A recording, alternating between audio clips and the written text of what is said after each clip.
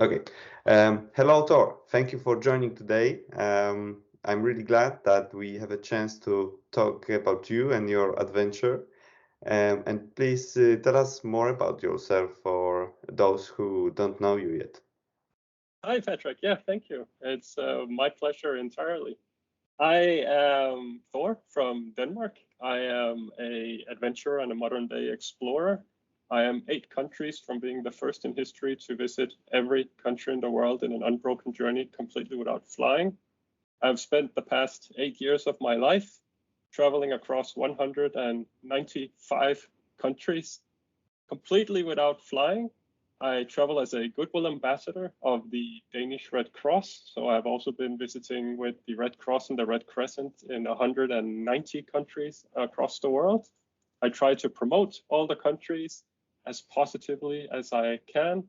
And this also includes the people and the culture and the food and whatever I can think of. And I'm completely supported by Ross and Geoff. Thank you very much. As you already mentioned, and we can see behind you, there is a Ross banner.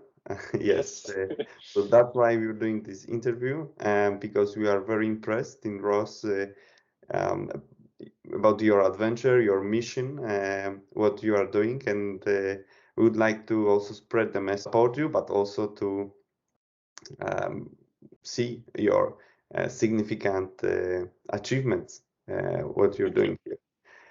So maybe if you could tell a bit more about the values of your project that it holds for people.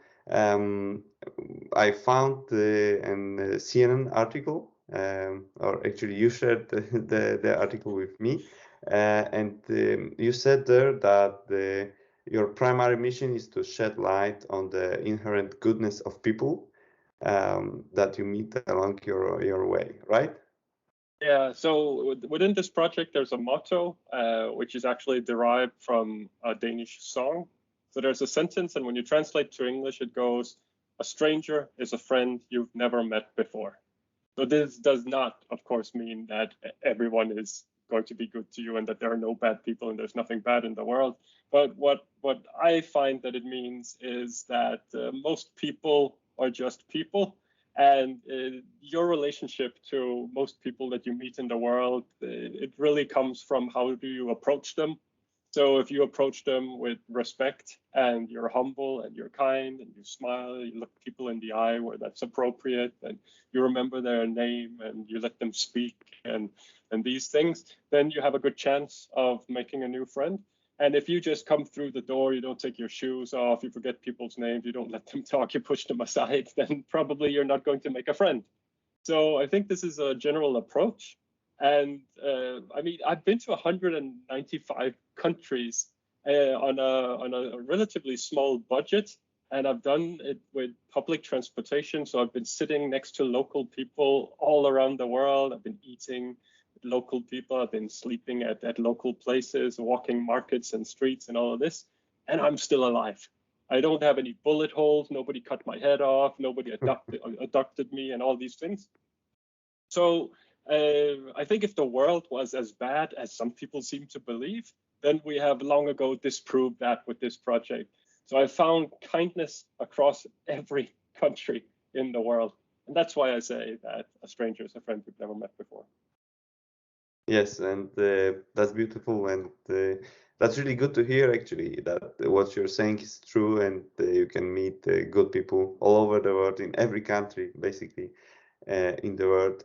And how do you deal with the mental aspect of traveling for so long, for so distant, so apart parts of the world, when you have no friends, maybe people you don't know at all, different cultures?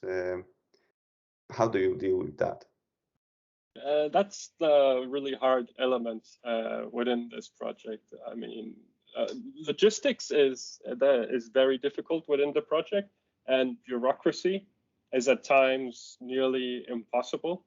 And on a few occasions, the bureaucracy went all the way to presidential level and was signed off on presidential level to have this project continue. So it can be quite extreme. But I think this far into the project, it's the mental aspect, which is you don't see anyone who passionately goes out into the world and enjoys going from country to country to country for 8 years Yes. without returning home, without taking a break from it. So what I set out to do 8 years ago is still not completed. And the mental aspect of that is super, super tough. There's this element of stress that if I do nothing, nothing happens. I constantly have to work and grind to find solutions to push the project forward. And that's been going on every day for 8 years and 4 months now. There's a lot of pressure. And at some point you have to ask yourself, what is the value in what I'm doing? But there's a response to that because the project has more than 100,000 followers today. There's been media interest in more than 170 countries around the world.